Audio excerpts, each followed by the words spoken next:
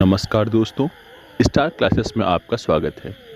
पिछले वीडियो में हमने नृत्य से संबंधित क्वेश्चंस किए हुए थे, जिसमें हमने सारे क्वेश्चंस कंप्लीट कर लिए थे। आज हम अगला टॉपिक स्टार्ट करेंगे। अगला टॉपिक है दोस्तों भारत या विश्व में प्रथम। दोस्तों स्टैटिक जीके का ये सेकंड नंबर टॉपिक है जो कि भारत और विश्व में प्रथम से संबंधित है। इस टॉपिक के अंतर्गत हम लोग ये जानकारी प्राप्त करने वाले हैं कि भारत में सबसे पहले कौन है, सबसे पहले क्या है और सबसे पहले कौन सा है। फिर उसके बाद में विश्व के दृष्टिकोण से भी देखेंगे कि विश्व में सबसे पहला क्या है, सबसे पहले कौन है और सबसे पहले क्या है। इसके बाद में हम लोग आगे बढ़ते हैं और बात करते हैं 137 नंबर प्रश्न जो कि भारत और विश्व में प्रथम से संबंधित है। स्टैटिक जीके का अगला टॉपिक जो कि कह रहा है पांडिचेरी की पहली महिला पुलिस महानिदेशक या कौन थी। दोस्तों पांडिचेरी की पहली महिला पुलिस महानिदेशक की बात करें तो वे थी दोस्तों सुंदरी नंदा। ऑप्शन नंबर डी इसका राइट आंसर होगा। इसके सॉल्यूशन को देखें तो कह रहा है पांडिचेरी की पहली महिला पुलिस निदेशिका अर्थात डीजीपी की बात करें तो ये एस सुंदरी नंदा होगी। आगे बढ़ते हैं 138 नंबर प्रश्न को देखें जो कि कह रहा है विश्व की पहली महिला प्रधानमंत्री का नाम बताएं। दोस्तों विश्व की पहली महिला प्रधानमंत्री के नाम की बात करें तो वो है Sirimavo Bandaranaike. Option number B इसका राइट आंसर हो जाएगा, सिरिमाओ भंडारनायके। आगे बढ़ते हैं, देखते हैं इसके सॉल्यूशंस को जो कि कह रहा है दुनिया की पहली महिला प्रधानमंत्री 1960 ईस्वी में श्रीलंकाई प्रधानमंत्री सिरिमाओ भंडारनायके बनी थी। दोस्तों पहली महिला प्रधानमंत्री कैथोलिक अंग्रेजी माध्यम के स्कूलों में शिक्षित थी, लेकिन बौद्ध बनी रही और सिंहली और अंग्रेजी भी बोलती थी। इसके बाद में सिरिमाओ भंडारनायके की बात करें तो ये 1975 ईस्वी में श्रीलंका में महिला एवं बाल मामलों का मंत्रालय भी बनाया गया। इसके बाद में आगे बढ़ते हैं 139 नंबर प्रश्न को देखें जो कि कह रहा है भारत में किसी राज्य उच्च न्यायालय की पहली महिला मुख्य न्यायाधीश कौन थी। वो थी दोस्तों लीला सेठ। ऑप्शन नंबर बी इसका राइट आंसर होगा, लीला सेठ। लीला सेठ के बारे में बात करें दोस्तों तो लीला सेठ का जो जीवन काल रहा है वो रहा है 20 अक्टूबर 1930 से लेकर के 5 मई 2017 ईस्वी तक, और ये दिल्ली उच्च न्यायालय की पहली महिला मुख्य न्यायाधीश थी। सॉरी दोस्तों, मुख्य नहीं बल्कि ये न्यायाधीश थी, और बाद में वह हिमाचल प्रदेश के उच्च न्यायालय की मुख्य न्यायाधीश बनने वाली पहली महिला बन गई। आगे बढ़ते हैं 140वें नंबर प्रश्न को देखें जो कि कह रहा है 140 नंबर प्रश्न सार्क अर्थात दक्षिण एशियाई क्षेत्रीय सहयोग संघ की पहली महिला महानिदेशक या महासचिव कौन बनी थी। दोस्तों पहली महिला महासचिव की बात करें तो वो बनी थी दोस्तों फातिमाथ धियाना सईद। ऑप्शन नंबर बी इसका राइट आंसर हो जाएगा। दोस्तों फातिमाथ धियान सईद की बात करें तो ये मालदीव की राजनयिक है और ये दक्षिण एशियाई क्षेत्रीय सहयोग अर्थात सार्क के महासचिव थे। वह सन 1985 ईस्वी में संगठन की स्थापना के बाद से इस पद को संभालने वाली पहली महिला बनी थी, और दक्षिण एशियाई क्षेत्रीय सहयोग संघ अर्थात सार्क की स्थापना की बात करें तो इसकी स्थापना हुई थी 8 दिसंबर 1985 ईस्वी जो कि ढाका में हुई थी, और इसमें मूल रूप से सार्क के 7 सदस्य सम्मिलित थे। इस तरीके से 141 नंबर प्रश्न को देखें जो कि कह रहा है इंटरनेशनल एयर ट्रांसपोर्ट एसोसिएशन अर्थात IATA में शामिल होने वाले पहले भारतीय वाहक का नाम बताइए। वो पहला भारतीय वाहक जो था वो था दोस्तों SpiceJet. Option number B इसका राइट आंसर होगा। इसके सॉल्यूशन को देखें जो कि कह रहा है भारतीय कम लागत वाली airlines spice jet international air transport association अर्थात IATA में शामिल हो गई है। दोस्तों स्पाइस जेट आइटा में शामिल होने वाला पहला भारतीय बजट वाहक है जिसके सदस्य के रूप में 290 से अधिक एयरलाइंस हैं। और अंतर्राष्ट्रीय वायु परिवहन संघ की बात करें तो इंटरनेशनल एयर ट्रांसपोर्ट एसोसिएशन अर्थात आइटा दुनिया की एयरलाइंसों के लिए व्यापार संघ है और कुछ 290 एयरलाइंसों का प्रतिनिधित्व करता है जो कुल हवाई यातायात का लगभग 82% योगदान भी करती है। इस प्रकार से आगे बढ़ते हैं 142वें नंबर प्रश्न को देखते हैं जो कि कह रहा है निम्नलिखित में से कौन इंटरनेशनल का पहला कार्यशील प्रोटोटाइप है। वो है दोस्तों ARPANET अर्थात ARPANET। ऑप्शन नंबर डी इसका राइट आंसर हो जाएगा। दोस्तों इसके सॉल्यूशन को देखें जो कि कह रहा है इंटरनेट का पहला व्यापारिक प्रोटोटाइप 1960 ईस्वी के दशक के अंत में ARPANET या advanced Richard project agency network के निर्माण के साथ आया था, और यह मूल रूप से अमेरिकी रक्षा विभाग के द्वारा स्थापित किया गया था। इसके बाद में दोस्तों ARPANET की बात करें तो ARPANET ने ही नेटवर्क पर कई कंप्यूटरों को संचार करने की अनुमति देने के लिए पैकेट स्विचिंग का उपयोग किया। आगे बढ़ते हैं 143वें नंबर प्रश्न को देखें जो कि कह रहा है भारतीय अंतरिक्ष अनुसंधान संगठन अर्थात इसरो के अध्यक्ष और पद्म भूषण अवार्ड से सम्मानित व्यक्ति का नाम बताएं जिसने मंगल की परिक्रमा को एक ऐतिहासिक क्षण बनाया, जब पहले ही प्रयास में भारतीय अंतरिक्ष यान मंगल ग्रह की कक्षा में प्रवेश करने वाला पहला यान बन गया था। वो थे दोस्तों के राधाकृष्णन, अर्थात ऑप्शन नंबर बी इसका राइट आंसर हो जाएगा, के राधाकृष्णन।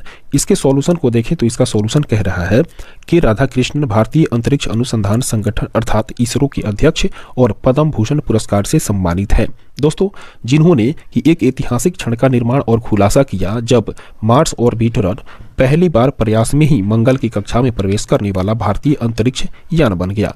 उसके बाद में दोस्तों 65 वर्षीय एवियोनिक इंजीनियर ने 1970 ईस्वी में केरल विश्वविद्यालय से इंजीनियरिंग में स्नातक किया था। आगे बढ़ते हैं 144वें नंबर प्रश्न को देखें जो कि कह रहा है भारत में किसी राज्य उच्च न्यायालय की पहली महिला मुख्य न्यायाधीश कौन थी। दोस्तों भारत में वह कौन ऐसा राज्य है जहां का उच्च न्यायालय की पहली महिला मुख्य न्यायाधीश बनी थी, वो थी दोस्तों लीला सेठ। ऑप्शन नंबर बी इसका राइट आंसर होगा, लीला सेठ। इसके सॉल्यूशन को देखें जो कि कह रहा है लीला सेठ दिल्ली उच्च न्यायालय की पहली महिला न्यायाधीश थी और वह 5 अगस्त 1991 ईस्वी को किसी राज्य उच्च न्यायालय की मुख्य न्यायाधीश बनने वाली पहली महिला बनी थी। उसके बाद में फातिमा बीबी की बात करें तो फातिमा बीबी भारत के सर्वोच्च न्यायालय का हिस्सा बनने वाली पहली महिला न्यायाधीश हैं और इसके साथ साथ वो देश के किसी भी उच्च न्यायपालिका में नियुक्त होने वाली पहली मुस्लिम महिला भी हैं। इस प्रकार से आगे बढ़ते हैं और बात करते हैं 145 नंबर प्रश्न के बारे में जो कि कह रहा है मार्च 2019 ईस्वी में निम्नलिखित में से किसी भारत का पहला लोकपाल नियुक्त किया गया है। दोस्तों मार्च 2019 ईस्वी में बात करें तो भारत के पहला जो लोकपाल नियुक्त किया गया है वे है दोस्तों justice Pinaki Chandra Ghosh. Option number C इसका राइट आंसर हो जाएगा, जस्टिस पिनाकी चंद्र घोष। आगे बढ़ते हैं और इसके सॉल्यूशन को देखें जो कि कह रहा है पिनाकी चंद्र घोष जिनका जन्म हुआ था 28 मई 1952 ईस्वी में और उन्हें ही 19 मार्च 2019 ईस्वी को भारत के पहले लोकपाल के रूप में नियुक्त किया गया और वह नियुक्ति के समय भारत के सर्वोच्च न्यायालय के सेवानिवृत्त न्यायाधीश हो चुके थे। आगे बढ़ते हैं 146वें नंबर प्रश्न को देखें जो कि कह रहा है भारतीय वायुसेना अर्थात IAF के फ्लाइंग ऑफिसर किसके रूप में निर्मित MiG-21 फाइटर में अपनी पहली एकल उड़ान भरने वाली पहली भारतीय महिला बनकर के इतिहास रचा। वह है दोस्तों Avani Chaturvedi. Option number D इसका राइट आंसर हो जाएगा, अवनी चतुर्वेदी।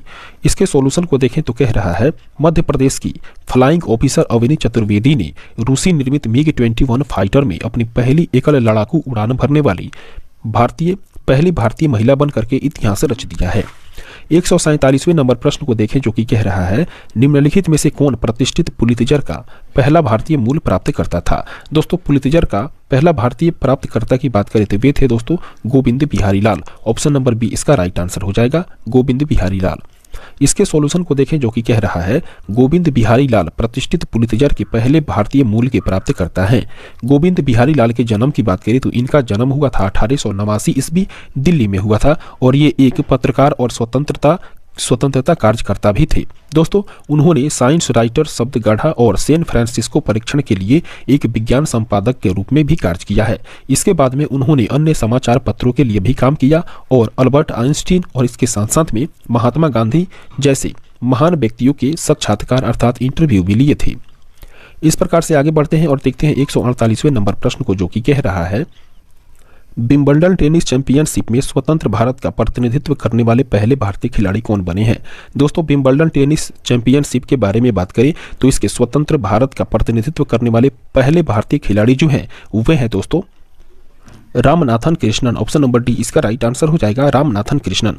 आगे बढ़ते हैं और देखते हैं इसके सॉल्यूशंस को जो कि कह रहा है रामनाथन कृष्णन स्वतंत्र भारत के विंबलडन टेनिस चैंपियनशिप में भारत का प्रतिनिधित्व करने वाले पहले भारतीय खिलाड़ी बने। दोस्तों 1954 ईस्वी में वह विंबलडन में लड़कों का एकल खिताब जीतने वाले पहले एशियाई खिलाड़ी भी बने थे। इस प्रकार से 149 नंबर प्रश्न जो कि कह रहा है 2014 ईस्वी में इंटरनेशनल शूटिंग स्पोर्ट्स फेडरेशन के द्वारा विश्व रैंकिंग में नंबर 1 पहुंचने वाली भारत की पहली महिला निशानेबाज कौन थी। दोस्तों वो थी Hina Sidhu. Option number A इसका राइट आंसर हो जाएगा, हिना सिद्धू। इसके सॉल्यूशन को देखें जो कि कह रहा है हिना सिद्धू वर्ष 2014 ईस्वी में इंटरनेशनल शूटिंग स्पोर्ट्स फेडरेशन द्वारा विश्व रैंकिंग में नंबर 1 पर पहुंचने वाली भारत की पहली महिला निशानेबाज बनी थी। दोस्तों 2013 ईस्वी में सिद्धू ने 10 मीटर एयर पिस्टल इवेंट को जीता और इसके बाद में ISSF विश्व कप फाइनल में स्वर्ण पदक जीतने वाली पहली भारतीय पिस्टल निशानेबाज भी बनी थी। इसके बाद आगे बढ़ते हैं और देखते हैं 150वें नंबर प्रश्न को, जो कि कह रहा है सामुदायिक नेतृत्व के लिए उनके योगदान के लिए रीमन मैग्सेसे पुरस्कार प्राप्त करने वाले पहले भारतीय कौन बने थे? वे थे दोस्तों आचार्य Vinoba Bhave. Option number B इसका राइट आंसर हो जाएगा।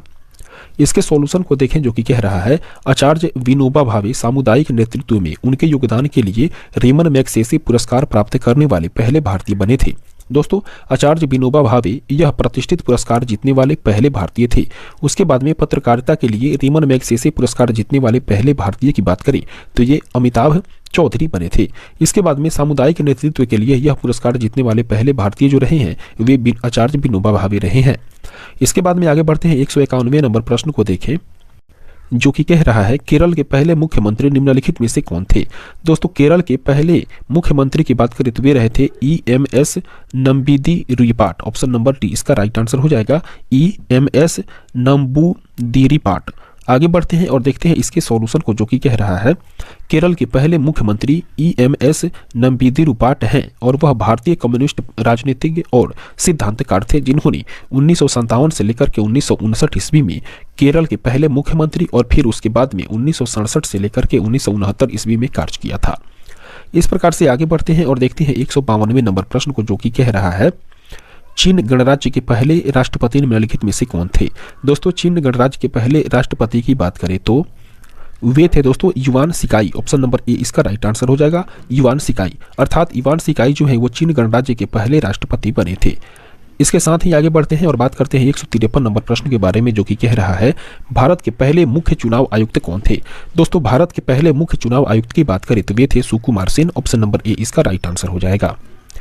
इस प्रकार से इसके सॉल्यूशन को देखें, जो कि कह रहा है सुकुमार सेन जो कि 1898 से लेकर के 1963 ईस्वी तक इनका जीवन काल रहा है। वे एक भारतीय सिविल सेवक और भारत के पहले मुख्य चुनाव आयुक्त थे, जिन्होंने 21 मार्च 1950 से लेकर के 19 दिसंबर 1958 ईस्वी तक सेवा प्रदान की थी। इसके बाद आगे बढ़ते हैं 154वें नंबर प्रश्न को देखें, जो कि कह रहा है स्वतंत्र भारत के पहले स्वास्थ्य मंत्री कौन थे? दोस्तों स्वतंत्र भारत के पहले स्वास्थ्य मंत्री की बात करें तो वे रही थी राजकुमारी Amrit Kaur. Option number D इसका राइट आंसर हो जाएगा, राजकुमारी अमृत कौर। इसके सॉल्यूशन को देखें, जो कि कह रहा है राजकुमारी अमृत कौर स्वतंत्र भारत की पहली स्वास्थ्य मंत्री रही थी और वह कैबिनेट रैंक पाने वाली पहली भारतीय महिला भी बनी थी। इसके बाद में 155 नंबर प्रश्न को देखते हैं, जो कि कह रहा है किसी भी भारतीय राज्य की राज्यपाल बनने वाली पहली महिला कौन बनी थी? दोस्तों किसी भी भारतीय राज्य की राज्यपाल बनने वाली पहली महिला की बात करें तो वे सरोजनी नायडू रही थी। ऑप्शन नंबर ए इसका राइट आंसर हो जाएगा, सरोजनी नायडू। इसके सॉल्यूशन को देखें तो कह रहा है सरोजनी नायडू किसी भारतीय राज्य की पहली महिला राज्यपाल थी। उन्होंने 15 अगस्त 1947 से लेकर के 2 मार्च 1949 ईस्वी तक उत्तर प्रदेश पर शासन किया। इसके बाद में 156 नंबर प्रश्न को देखें, जो कि कह रहा है स्वतंत्र भारत के पहले रक्षा मंत्री कौन थे?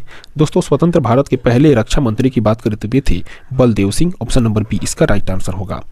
आगे बढ़ते हैं और देखते हैं इसके सॉल्यूशन को, जो कि कह रहा है स्वतंत्र भारत के पहले रक्षा मंत्री बलदेव सिंह थे, जिन्होंने 1947 से लेकर के 1952 ईस्वी के दौरान प्रधानमंत्री जवाहरलाल नेहरू की सरकार में सेवा की थी। इसके बाद में 157 नंबर प्रश्न को देखें, जो कि कह रहा है dash bank iris scan authentication शुरू करने वाला देश का पहला बैंक बन गया है। अर्थात वह कौन ऐसा बैंक है जो आइरिस स्कैन ऑथेंटिकेशन शुरू करने वाला देश का पहला बैंक बना हुआ है? वह है दोस्तों axis bank. Option number A इसका सही आंसर होगा। इसके सॉल्यूशन को देखें, जो कि कह रहा है एक्सिस बैंक अपने माइक्रो ATM टैबलेट के माध्यम से आधार आधारित लेन देन के लिए आइरिस स्कैन प्रणालीकरण सुविधा शुरू करने वाला देश का पहला बैंक बन गया है। इसके बाद आगे बढ़ते हैं 158 नंबर प्रश्न को देखें, जो कि कह रहा है भारतीय पर्वतारोही कौन है जो माउंट एवरेस्ट की 2 बार चढ़ाई करने वाली तथा उसके बाद में कांगसुंग की तरफ से माउंट एवरेस्ट पर सफलतापूर्वक चढ़ाई करने वाली विश्व की पहला महिला बनी है? वो है दोस्तों Santosh Yadav. Option number B इसका राइट आंसर होगा, संतोष यादव। अर्थात भारतीय पर्वतारोही संतोष यादव हैं जो कि माउंट एवरेस्ट की 2 बार चढ़ाई भी की है और इसके साथ साथ में कांगसुंग की तरफ से माउंट एवरेस्ट पर सफलतापूर्वक चढ़ाई करने वाली ये विश्व की पहली महिला भी बनी है। इसके बाद में इसके सॉल्यूशन को देखें, जो कि कह रहा है संतोष यादव एक भारतीय पर्वतारोही है जो 2 बार माउंट एवरेस्ट पर चढ़ने वाली दुनिया की पहली महिला बनी है और इसके साथ साथ में कांगसुंग फेस से माउंट एवरेस्ट पर सफलतापूर्वक चढ़ाई करने वाली भी पहली महिला बनी है। दोस्तों वह पहले मई 1992 ईस्वी में और उसके बाद में फिर से मई 1993 ईस्वी में वे चोटी पर 2 बार चढ़ी थी। इसके बाद आगे बढ़ते हैं और 159 नंबर प्रश्न को देखें जो कि कह रहा है दुनिया की पहली अस्पताल ट्रेन जीवन रेखा ने 16 जुलाई 1991 ईस्वी को किस शहर से अपनी यात्रा को शुरू की थी? वो की थी दोस्तों बॉम्बे से। ऑप्शन नंबर डी इसका राइट आंसर हो जाएगा, बॉम्बे से। इसके सॉल्यूशन को देखें जो कि कह रहा है दुनिया की पहली अस्पताल ट्रेन जीवन रेखा ने 16 जुलाई 1991 ईस्वी को मुंबई से अपनी यात्रा को शुरू की थी। और इसके बाद में लाइफलाइन एक्सप्रेस या जीवन रेखा एक्सप्रेस एक अस्पताल ट्रेन है जो भारत में चलती है। दोस्तों इम्पैक्ट इंडिया फाउंडेशन अर्थात IIF, भारतीय रेलवे, IR और स्वास्थ्य मंत्रालय के बीच ये एक सहयोग है। इस प्रकार से आगे बढ़ते हैं 160वें नंबर प्रश्न को देखें जो कि कह रहा है भारत के किस शहर में पहली फार्मूला 1 रेस का आयोजन किया गया था? दोस्तों भारत का वह शहर है ग्रेटर नोएडा जहां पर पहली बार फार्मूला 1 रेस का आयोजन किया गया था। वो शहर है Greater Noida. Option number C इसका राइट आंसर होगा। इसके सॉल्यूशन को देखें जो कि कह रहा है 2011 ईस्वी में इंडियन ग्रांड प्री औपचारिक रूप से 2011 फार्मूला 1 भारत का एयरटेल ग्रांड प्री पहली बार फार्मूला 1 मोटर रेस थी जो कि 30 अक्टूबर 2011 ईस्वी को ग्रेटर नोएडा उत्तर प्रदेश भारत में बुद्ध इंटरनेशनल सर्किट में आयोजित की गई थी। इसके बाद में हम लोग बात करते हैं प्रश्न नंबर 161 के बारे में जो कि कह रहा है सार्क की पहली महिला महासचिव किस देश से है? दोस्तों सार्क की पहली महिला महासचिव की बात करें तो वे मालदीव देश से रही थी। ऑप्शन नंबर बी इसका राइट आंसर होगा, मालदीव। इसके सॉल्यूशन को देखें जो कि कह रहा है तिमथ घियाना सईद मालदीव के राजनयिक हैं और दक्षिण एशियाई क्षेत्रीय सहयोग संघ अर्थात सार्क के महासचिव थी। दोस्तों 1985 ईस्वी में संगठन की स्थापना के बाद से वह इस पद को संभालने वाली पहली महिला बनी थी। इसके बाद आगे बढ़ते हैं, देखते हैं 162 नंबर प्रश्न को जो कि कह रहा है भारत का सबसे पुराना अनुसंधान रिएक्टर है। दोस्तों भारत का सबसे पुराना अनुसंधान रिएक्टर की बात करें तो वह अप्सरा। ऑप्शन नंबर डी इसका राइट आंसर होगा। इसके सॉल्यूशन को देखें जो कि कह रहा है अप्सरा भारत के अनुसंधान रिएक्टरों में से सबसे पुराना है और रिएक्टर को भाभा परमाणु अनुसंधान केंद्र अर्थात BARC के द्वारा डिजाइन किया गया था और यूनाइटेड किंगडम की सहायता से इसे बनाया गया था, जिसने 80% समृद्ध यूरेनियम से युक्त प्रारंभिक ईंधन आपूर्ति भी प्रदान की थी। इसके बाद में अप्सरा की बात करें तो अप्सरा की पहली बार आलोचना जो है वो 4 अगस्त 1956 ईस्वी को ही हुई थी। इसके बाद आगे बढ़ते हैं 163 नंबर प्रश्न को देखते हैं जो कि कह रहा है भारत का पहला 3D थन तारामंडल कहाँ स्थित है? दोस्तों भारत का पहला 3D थन तारामंडल की बात करें तो वो स्थित है मैंगलोर में। ऑप्शन नंबर बी इसका राइट आंसर होगा, मंगलोर। इसके सॉल्यूशन को देखें जो कि कह रहा है मैंगलोर के पीलीकुला में स्वामी विवेकानंद तारामंडल भारत का पहला 3D तारामंडल है और यह 8K डिजिटल अर्थात 8000 डिजिटल और ऑप्टोमैकेनिकल अर्थात हाइब्रिड प्रोजेक्शन सिस्टम वाला देश का पहला तारामंडल भी है। इसके बाद आगे बढ़ते हैं 164वें नंबर प्रश्न को देखें जो कि कह रहा है विश्व संपादक फोरम के पहले भारतीय बोर्ड सदस्य कौन थे? विश्व संपादक फोरम के पहले भारतीय बोर्ड सदस्य की बात करें तो वे है बाची करकरिया। ऑप्शन नंबर बी इसका राइट आंसर हो जाएगा, बाची करकरिया। इसके सॉल्यूशन को देखें जो कि कह रहा है बच्ची करकरिया जो है वो भारत के वरिष्ठतम पत्रकारों में से एक है और वर्ल्ड एडिटर्स फोरम के पहले भारतीय बोर्ड सदस्य भी थे। उन्होंने टाइम्स ऑफ इंडिया में एक संपादक के रूप में काम किया और बेनेट कोलमैन में के लिए एक नए ब्रांड बनाने में भी मदद की थी। इसके बाद आगे बढ़ते हैं और देखते हैं दोस्तों 165 नंबर प्रश्न को जो कि कह रहा है चंद्रमा पर भारत का पहला मिशन चंद्रयान किसने शुरू किया था? इसका सही आंसर हो जाएगा ऑप्शन नंबर डी अर्थात उसे श्रीहरिकोटा से ही शुरू किया गया था। इसके सॉल्यूशन को देखें तो कह रहा है चंद्रयान 1 चंद्रमा के लिए भारत का पहला मिशन 22 अक्टूबर 2008 ईस्वी को SDSC सार श्रीहरिकोटा से सफलतापूर्वक लॉन्च किया गया था।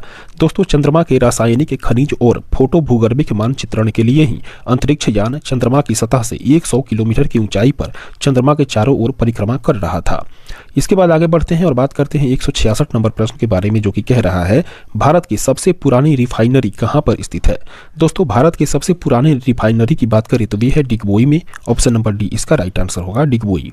इसके सॉल्यूशन को देखें जो कि कह रहा है देश के सुदूर उत्तर पूर्वी कोने में स्थित डिगबोई का छोटा शहर भारत में तेल उद्योग का जन्म स्थान है। डिगबोई रिफाइनरी 11 दिसंबर 1901 ईस्वी को कमीशन की गई और भारत की सबसे पुरानी ऑपरेटिंग रिफाइनरी है और दुनिया की सबसे पुरानी ऑपरेटिंग रिफाइनरी में से भी एक है। इसके साथ आगे बढ़ते हैं 167 नंबर प्रश्न को देखते हैं जो कि कह रहा है डैश को भारत के नागरिक उड्डयन का जनक माना जाता है, अर्थात किसको भारत के नागरिक उड्डयन का जनक माना जाता है, वह है दोस्तों जहांगीर रतनजी दादाभाई टाटा। जहांगीर रतनजी दादाभाई टाटा है, इसका सही आंसर ऑप्शन नंबर ए हो जाएगा। अर्थात इसके सॉल्यूशन को देखें तो कह रहा है जहांगीर रतनजी दादाभाई टाटा, इसकी व्याख्या है JRD टाटा को भारत में नागरिक उड्डयन के जनक के रूप में जाना जाता है। दोस्तों 10 फरवरी 1929 ईस्वी को JRD पायलट की परीक्षा पास करने वाले पहले भारतीय बने और जिनके उड़ान लाइसेंस पर नंबर 1 का समर्थन किया गया था।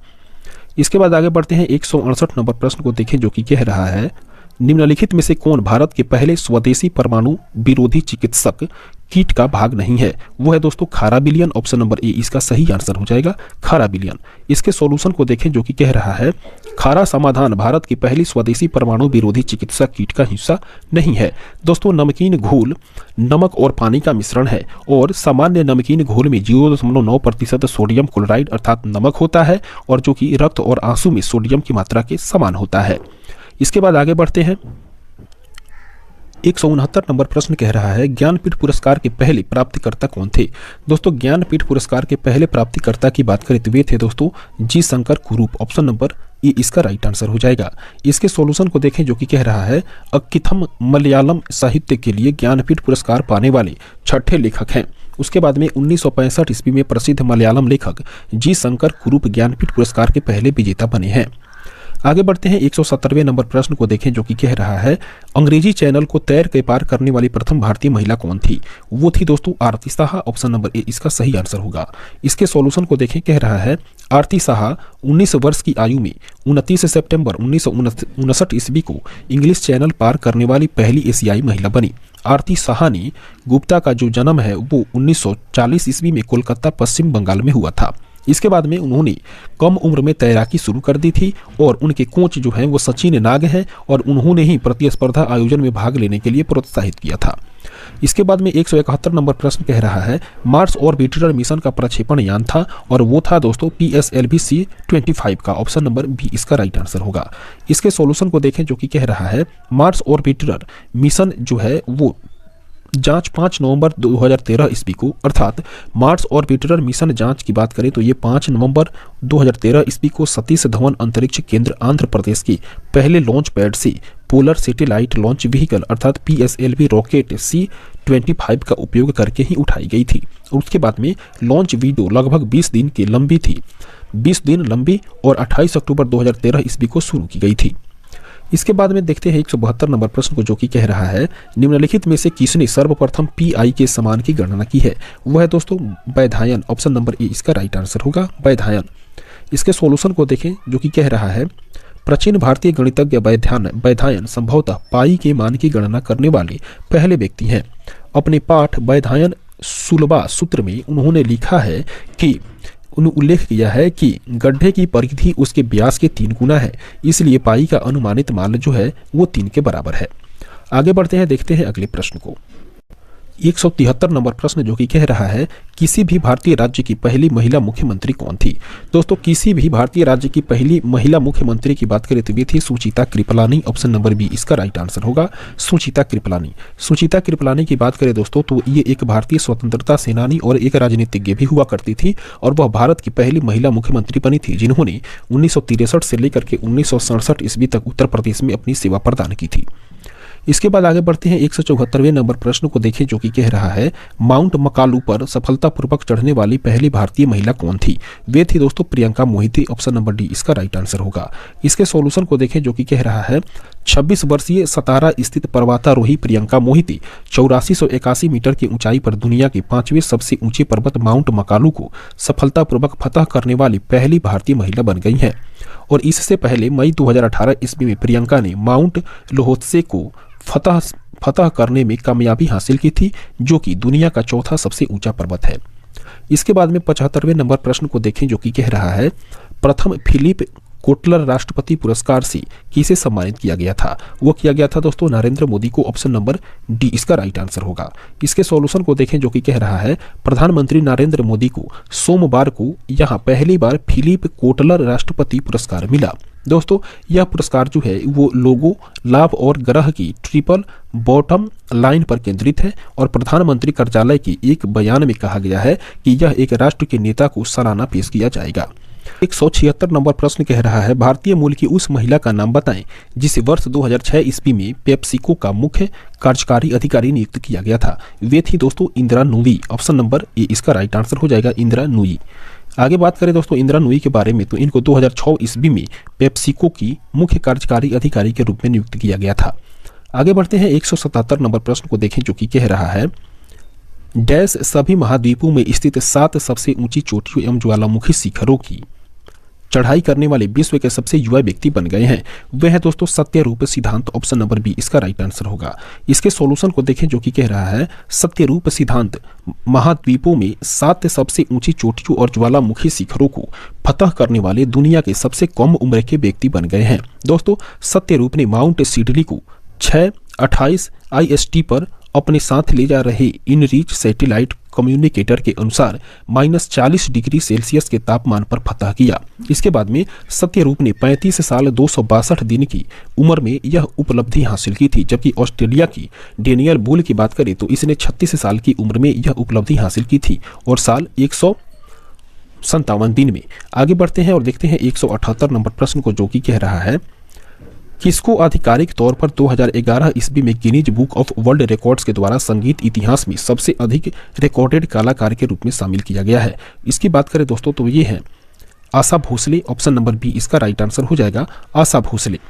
इसके सॉल्यूशन को देखें तो कह रहा है आशा भोसले ने वर्ष 2011 में गिनीज वर्ल्ड रिकॉर्ड्स में प्रवेश किया और 1947 ईस्वी के बाद से 11,000 एकल, उसके बाद में युगल और कोरस समर्थित गीतों और इसके साथ साथ में 20 से अधिक भारतीय भाषाओं में रिकॉर्डिंग के लिए सबसे अधिक स्टूडियो रिकॉर्डिंग अर्थात एकल के लिए एक प्रमाण पत्र से सम्मानित किया गया। इसके बाद में दोस्तों बात करें तो इन्हें इस पुरस्कार से सम्मानित किया गया था और लंदन में आयोजित एशियाई पुरस्कार समारोह में भी इन्हें सम्मानित किया गया। इसके बाद आगे बढ़ते हैं 179 नंबर प्रश्न को देखें जो कि कह रहा है दक्षिणी ध्रुव की चढ़ाई पूरी करने वाली भारत की प्रथम महिला IPS अधिकारी कौन बनी है? वे बनी है दोस्तों Aparna Kumar. Option number C इसका राइट आंसर हो जाएगा।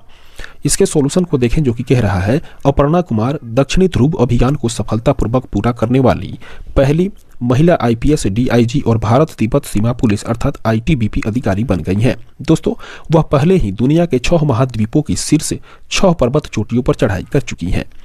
इस प्रकार से आगे बढ़ते हैं 180 नंबर प्रश्न को देखते हैं जो कि कह रहा है एशिया का सबसे बड़ा थोक मसाला बाजार कहाँ स्थित है? दोस्तों एशिया का सबसे बड़ा थोक मसाला बाजार की बात करें तो यह दिल्ली में स्थित है। ऑप्शन नंबर ए डी इसका राइट आंसर हो जाएगा, दिल्ली। इसके सॉल्यूशन को देखें जो कि कह रहा है खारी बावली दिल्ली भारत में एक सड़क है जो अपने थोक किराना और एशिया की सबसे बड़े थोक मसाला बाजार में सभी प्रकार की प्रजातियों, नट, जड़ी बूटियों और चावल और इसके साथ साथ चाय जैसे खाद्य उत्पादों की बिक्री के लिए जाने। आज के लिए इतना ही। अगले क्वेश्चंस को हम नेक्स्ट वीडियोस पे देखेंगे। तब तक के लिए नमस्कार।